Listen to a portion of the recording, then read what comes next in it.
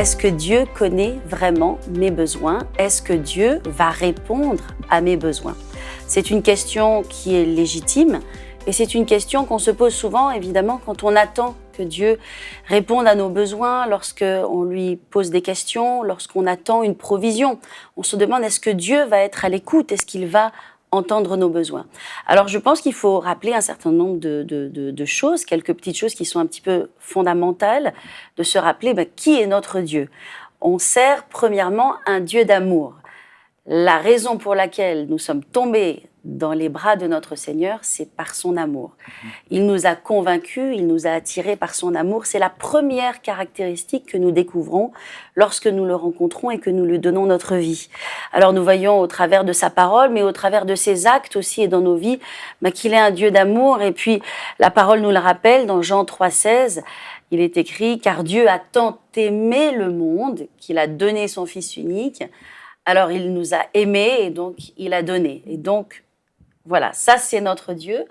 Et c'est pour ça qu'on peut s'attendre à lui, à ce qu'il pourvoie à nos besoins. Et aussi et surtout, déjà, qu'il connaît nos besoins. La deuxième chose que l'on peut dire, c'est qu'il est un père. Il est notre papa du ciel. Ça paraît un petit peu simple de le dire, mais nous sommes ses enfants. Et je pense que c'est important de se rappeler qu'il est notre papa. Il est notre Père qui est dans le ciel. Il n'est pas un étranger pour nous et il nous connaît. Il nous a créés, il nous a amenés sur cette terre. Alors il connaît nos besoins fondamentaux et on en a des besoins. On a tous des besoins matériels, des besoins émotionnels, des besoins d'avenir, de futur, de projet, toute espèce de besoin. Et justement, on a un Dieu qui est merveilleux, qui est attentif, qui a un plan, qui a une volonté, qui a une destinée dans notre vie. Et donc, il va pourvoir à ses besoins. Et puis, on va le voir ensemble. On va voir qu'il va pourvoir aussi à nos besoins en son temps. Parce que, voilà, on a tous, par exemple, vous avez des enfants.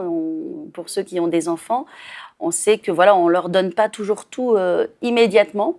Il y a aussi des temps et des saisons, ce que l'on appelle les temps et les saisons de Dieu. Alors, Dieu est un papa aussi et il va pourvoir, mais il va pourvoir en son temps.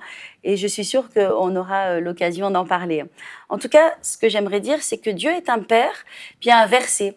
Il y a un verset dans la Bible, dans Luc 11, qui nous dit « Si donc, méchant comme peut être l'être humain parfois, vous savez donner de bonnes choses à vos enfants, à combien plus forte raison le Père Céleste vous donnera-t-il de bonnes choses, le Saint-Esprit notamment, à ceux qui le demandent. » Donc, voilà, nous avons un Père qui est encore meilleur que les pères et les mères terrestres et qui va pourvoir à nos besoins. Et on peut vraiment avoir cette foi et cette assurance dans notre Dieu.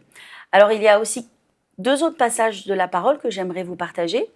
Dans Philippiens 4, il est écrit « Ne vous inquiétez de rien, mais en toute chose, faites connaître vos besoins à Dieu par des prières, des supplications et des actions de grâce.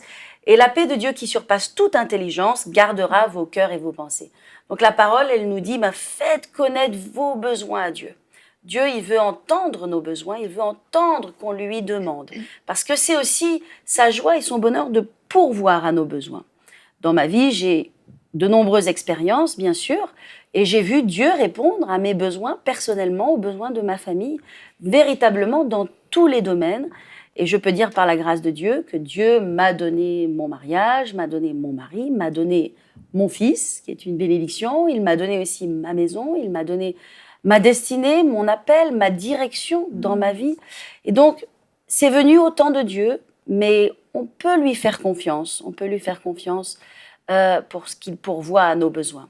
Et il y a aussi cet autre passage dans Matthieu 6 qui dit « Ne vous inquiétez pas encore ». À nouveau, ne vous inquiétez pas, en disant que mangerons-nous, que boirons-nous, de quoi serons-nous vêtus. Car toutes ces choses, ce sont les païens qui le recherchent. Votre Père Céleste sait que vous en avez besoin. Amen. Donc voilà une parole qui est forte. Dieu sait que nous en avons besoin.